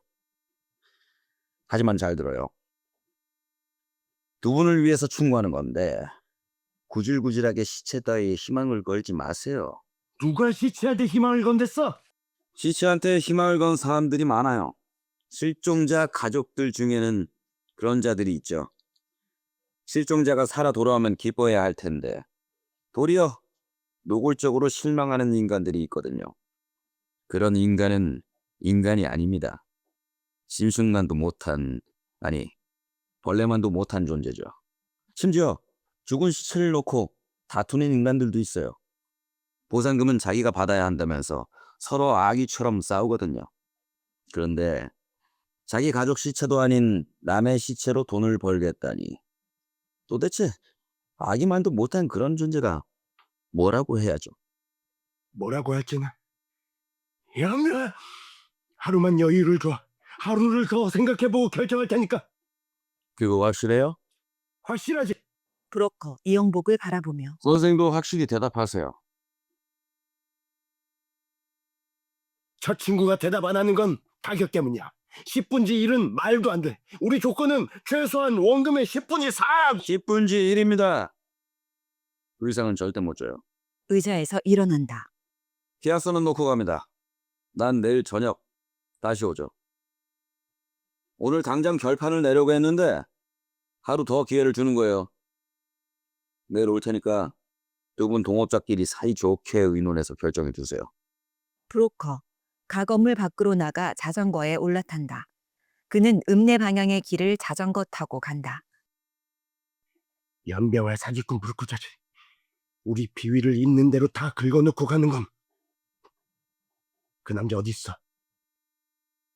어딨냐고? 설마 도망친 건 아니겠지? 그럼 도망간 거야? 남자, 수조 안에서 뚜껑을 열고 고개를 내민다. 여기 있는데요. 거기 있을걸. 이 속에 들어가 있었죠. 그런데 목욕탕처럼 왜 이렇게 커요? 그건 물고기 새끼들을 담아두는 곳이야. 양식장에 넣기 전에 얼마 동안 자라도록 보호해두는 수조라고. 가건물 뒷길. 일꾼들이 외바퀴 수레에 동료 일꾼들을 태우고 지나간다. 수레에 탄 일꾼들은 장난으로 죽은 신용을 하고 있다. 시체처럼 보이던 그들이 가건물 뒤를 지날 때 되살아나 수레에서 뛰어내린다. 그리고 그들은 수레보다 더 빠르게 앞을 향해 달려간다. 제8장. 자정 무렵. 어둠. 가건물 안. 김진만은 공중에 걸린 해먹에 누워있고 이영복은 군용 침대에 웅크린 채 앉아있다. 남자. 바다 쪽에서 양손에 바닷물을 담은 2개의 양철통을 들고 힘겹게 걸어온다. 그는 가건물 안으로 들어와 수조에 바닷물을 쏟아 붓는다. 그리고 잠시 가쁜 숨을 몰아쉬더니 양철통을 들고 가건물 밖으로 나간다. 신경 쓸 것 없어. 자기가 좋아서 죽겠다는데 괜히 신경 쓰지 말라고. 잠이나 자. 잠이나 자라니까. 수조에 물이 점점 가득 차고 있어. 도대체 왜 신경을 쓰는 거야? 저 남자 말이야. 아주 영리해. 수조에 바닷물을 가득 채우고 그 속에 들어가 죽는다는 발상을 정말 기발하거든. 더구나 우리더러 뭘 했어? 자기가 죽으면 바닷속에서 건져낸 걸로 하라는 거야. 그렇게까지 우리 입장을 생각해 주다니 영리하고 친절하고 참 고마운 인간이지. 우는 거야? 계집애처럼 훌쩍훌쩍 울고 있잖아. 야누야, 우리가 뭘 잘못했다고 울어? 만약 잘못했다면 그건 나야. 나는 저 남자가 죽기를 바랬으니 그게 잘못이지. 하지만 자넨 그게 아니야. 자네는 저 남자 죽기를 눈꽃만큼도 바라지 않았잖아. 괴로워해도 내가 괴로워하고 신경 써도 내가 쓸 테니까 자넨 편안히 잠이나 자. 그럼 마음대로 해. 자든가 말든가. 김진만, 해먹 위에서 돌아 눕는다. 해먹이 출렁 흔들린다. 이영복, 김진만에게 다가와서 흔들리는 해먹을 붙잡는다. 내가 지금 어떻게 해야 하지? 이럴 때 내가 가만히 있으면 안 된다는 거 내가 알겠는데 뭘 어떻게 해야 하는지 진짜 모르겠어. 이미 가르쳐 줬잖아. 신경 쓰지 말고 잠이나 자라고. 남자, 바닷물이 담긴 양철통을 들고 비틀거리며 들어온다. 그는 잠시 바닥에 통을 내려놓고 가쁜 숨을 몰아쉰다. 이영복, 그를 바라보며 안절부절 못한다. 남자, 다시 양철통을 들고 수조에 가서 물을 채운다. 그리고 비틀거리는 걸음으로 나간다. 어떻게? 진짜 제발 좀 가르쳐줘. 야, 나 진짜 나 어떻게 해야 되는 거냐고. 정말 영병 앓고 있군. 해먹 위에서 상반신을 일으켜 세우며 도대체 저 남자와 무슨 상관이 있다는 거야? 형제도 아니고 친척도 아니잖아. 학교 동창은커녕 고향 사람도 아니야. 전혀 알지 못하는 서로 아무 관계도 없는 인간이라고. 바로 그거야. 그거라니. 우리가 브로커에게 당한 것과 똑같잖아. 너도 그런 말 했어. 브로커가 우리를 아는 사람 취급했다면은 그는 결코 우리한테 물고기가 죽는 이 양식장을 팔지 않았을 거라고. 지금 우리가 그래. 저 남자를 모른다는 그 이유만으로 우린 그를 죽도록 내버려 두고 있다고. 이건 너무 진짜 너무 끔찍한 일이야. 그래서 저 남자 물통이라도 들어주고 싶어? 그때간 오히려 죄가 돼. 자살 방조죄 알아? 그리고 더 적극적으로 도와주면 살인죄야. 살인죄. 김진만, 해먹에 다시 누워 머리 끝까지 담요를 끌어올려 덮는다. 여봐, 침대에 누워서 잠이나 자. 이럴 땐 눈 감고 자는 게 상책이야. 남자, 가쁜 숨을 몰아쉬며 비틀비틀 걸어온다. 이영복, 남자에게 다가간다. 그거 줘요, 물통. 남자, 이영복을 바라본다. 내가 들어드릴게요. 고맙지만 괜찮아요. 제발 나에게 줘요. 그럼 하나씩 나눠둡시다. 남자, 이영복에게 바닷물이 담긴 양철통 하나를 준다. 남자와 이영복, 수조로 걸어가서 물을 붓는다. 수조에 물이 가득 찬다. 남자, 수면에 손바닥을 대고 살짝 두드려 찰랑거리는 소리가 나게 한다. 이젠 가득 찼어요. 도와주셔서 고맙습니다. 이영복, 남자를 껴안는다. 남자, 이영복의 포옹에 어색해하다가 두 팔을 이영복의 등 뒤로 돌려 껴안는다. 미안해요. 당신을 살리지 못해서 아니요. 미안할 것 없어요. 내 마음이 몹시 괴로워요. 내가 당신을 모르기 때문에 당신을 죽이는군요. 그렇게 죄책감을 갖지 마세요. 정말입니다. 이영복의 포옹을 풀며 죽음 뒤에도 기억이 있다면 당신이 도와주신 물 한 통을 기억하죠. 부디 행복하시기를. 난 이만 물속에 들어가 뚜껑을 닫겠어요. 남자, 바닷물이 담긴 수조 안으로 들어간다. 뚜껑이 닫힌다. 이영복, 수조 옆에 주저앉는다. 김진만의 해먹이 거세게 흔들린다. 사이, 흔들리던 해먹이 차츰차츰 멈춘다. 김진만, 머리에 덮었던 담요를 아래로 끌어내린다. 그는 수조 옆에 이영복에게 나직하게 명령조로 말한다. 뚜껑을 열어봐. 이영복, 움직이지 않는다. 열어보라니까 어서. 이영복, 움직이지 않는다. 이영복, 엉거주춤 일어나서 뚜껑을 연다. 어때? 죽었어. 뚜껑 덮어. 내일 아침 일찍 일어나 그 연병할 여자를 데려와야겠군. 이영복, 부들부들 떨면서 뚜껑을 덮는다. 제9장 아침, 가건물 뒷길. 일꾼들이 외바퀴 수레를 밀면서 지나간다. 가건물 안, 외바퀴 수레에 남자의 시체가 담겨져 있다. 여자와 김진만이 수레 곁에 서 있고 이영복은 수제에 등을 기댄 채 앉아 있다.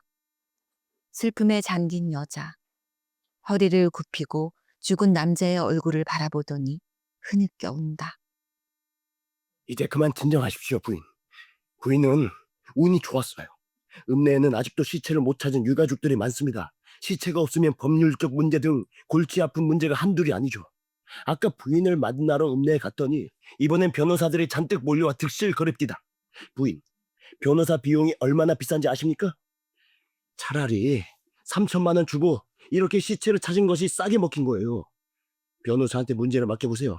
이 응병할 보상금이면 보험금 몽땅 다 그들에게 먹히고 말 겁니다.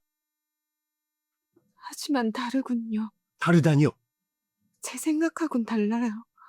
그럼 이 남자가 부인의 남편이 아니라는 겁니까? 슬프지 않으리라 저는 생각했었죠. 죽음이란 모든 기억들이 썰물처럼 빠져나가는 것. 그런데도 죽은 모습을 보니까 가슴에서 손수건을 꺼내 흐르는 눈물을 닦는다. 마음이 아프고 슬퍼요. 어쨌든 부인, 약속은 지켜야 합니다. 돈은 가져오셨겠죠? 여자, 가슴에서 수표 한 장을 꺼내 김진만에게 준다.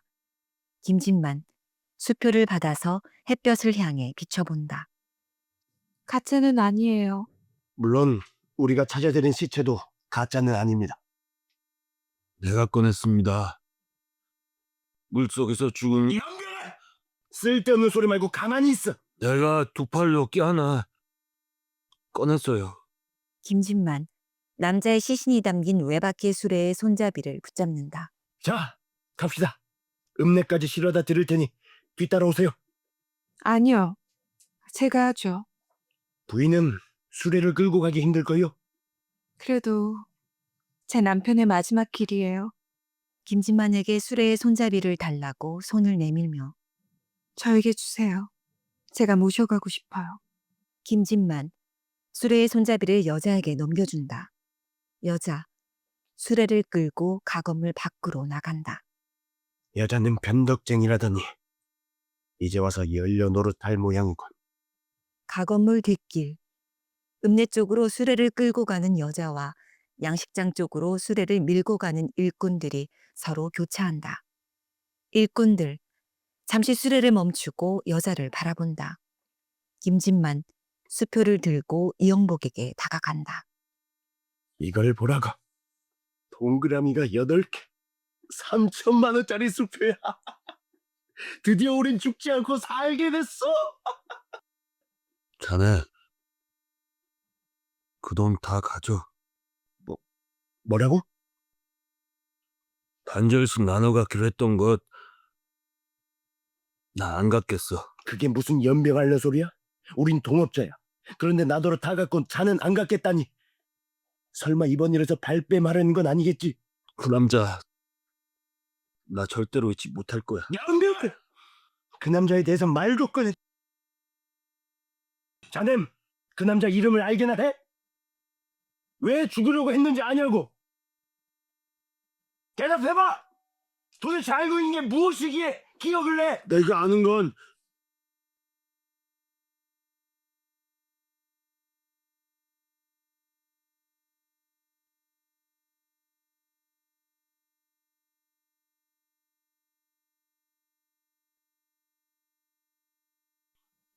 연병할 이 엄청난 수표를 보고 감격해서 한 소리지. 그 남자하고는 아무 상관없어. 눈꽃만큼도 난 상관없으니까 괜히 확대시켜 오해하지 말라고. 넌 상관없겠지만 난 있어. 완전히 미쳤군. 죽을 때 겨우 물 한 통 날라줬다고 그 남자가 자네랑 무슨 특별한 관계가 생긴 건 아니야. 깨끗이 잊어버려. 그 남자는. 그 남자가 살고 있을 때도 우린 몰랐었고 죽을 때도 몰랐었고 더구나 죽은 다음엔 알 게 없지. 이영복 두 손의 손가락들을 펼쳐 보이며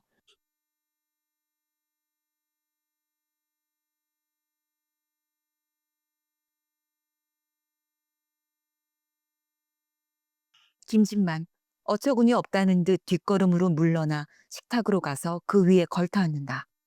우리 동업은 이것으로 끝내야겠어. 뭔가 서로 맞는 게 있어야 동업을 하지. 우린 달라도 너무 달라. 수표가 현금이 아니라 유감이고 당장 반절씩 나눠 갖고 헤어지면 되는 건데. 식탁 위에 놓여있는 양식장 계약서를 집어든다. 참. 양식장 파는 것도 남았잖아. 연병을 어떻게 한다.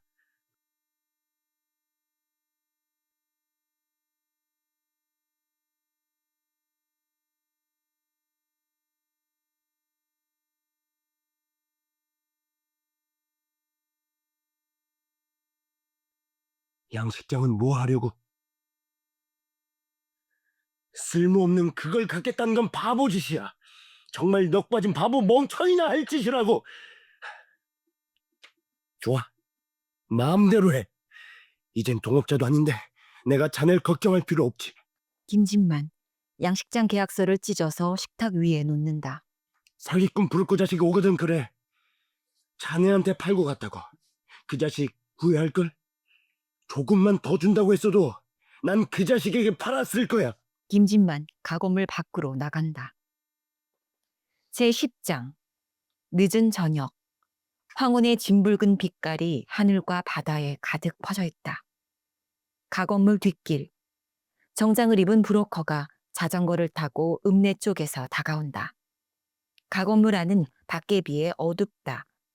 이영복 군용 침대에 누워있다. 그의 무릎 위에는 물고기 남자를 그린 종이가 놓여있다. 브로커 가건물 앞에 자전거를 세운다. 그는 손가방을 들고 어두컴컴한 안으로 들어온다. 이거야? 너무 어두워서. 누구 없어요? 아무도 없습니까? 여기 브로커 이영복에게 다가온다. 그게 뭡니까? 어둠 속에서 뭘 그렇게 열심히 보고 있죠? 이영복, 무릎 위의 종이를 브로커에게 내민다.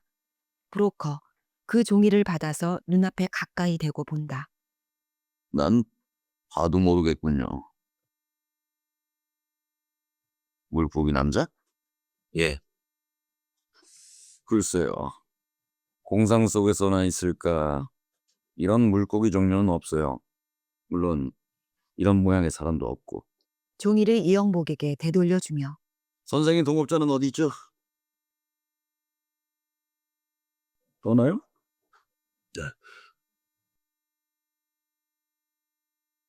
그럴 리가.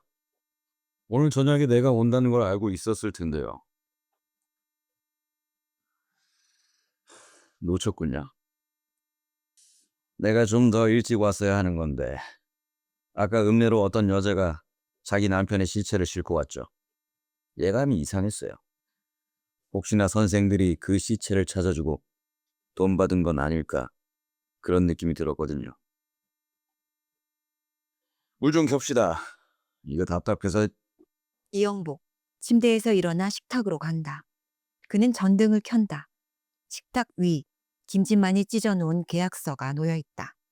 브로커, 식탁으로 가서 계약서를 집어든다.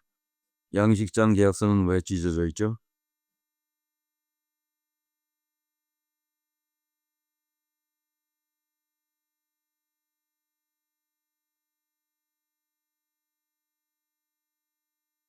선생이 혼자 네. 그걸 전부 가져서 뭘 하시라고? 아까 보여준 그 물고기 남자인가 뭔가를 양식하실 건가? 적조 때문에 아무것도 살지 못합니다. 실컷 고생만 하고 잔뜩 손해만 보고 선생이 직접 경험했잖아요. 그래서요. 그래서 나 자신이 갖기로 한 겁니다. 무슨 말인지? 그러니까 뭡니까? 혼자 다 갖겠다는 건 남에게 팔지 않겠다 그런 뜻입니까? 네. 왜요? 내가 팔면 산 사람은 나처럼 실컷 고생만 하고 잔뜩 손해만 볼 겁니다. 그걸 알면서 양식장을 팔 수는 없죠. 희한한 생각을 다 하셨네. 도대체 선생이 다른 사람과 무슨 상관이 있습니까? 선생을 잘 아는 사람이 양식장을 살 리도 없고 전혀 모르는 사람이 사게 될 텐데요. 손가락으로 자기 자신을 가리킨다. 자, 나를 보세요. 선생과 다른 사람 사이에 그 중간에 브로커인 내가 있습니다. 선생은 일단 양식장을 나에게 넘겨주세요. 그럼 난 적조가 사라지길 기다렸다가 그걸 살 사람을 찾아 파는 겁니다. 그 경우 선생은 누가 사는지 모르며 산 사람 역시 누가 팔았는지 모릅니다. 실컷 고생을 하고 잔뜩 손해를 봐도 중간에 있는 나를 욕할 뿐 모르는 사람을 욕하진 않죠. 그러니 얼마나 편리합니까, 나란 존재가. 선생이 들을 욕을 내가 중간에서 대신 듣고 선생이 받을 원망을 내가 중간에서 대신 받습니다. 선생은 아무 걱정 마시고 그저 홀가분한 기분으로 나에게 양식장을 팔고 떠나기만 하면 되는 겁니다. 하지만 이젠 비켜주시죠. 중간에서 이렇게 가로막고 있을 필요가 없습니다. 날 비키라고요? 네. 이제야 비로소 알게 된 사실입니다. 난 전혀 모르는 사람과도 깊은 관계가 있다는 것을요.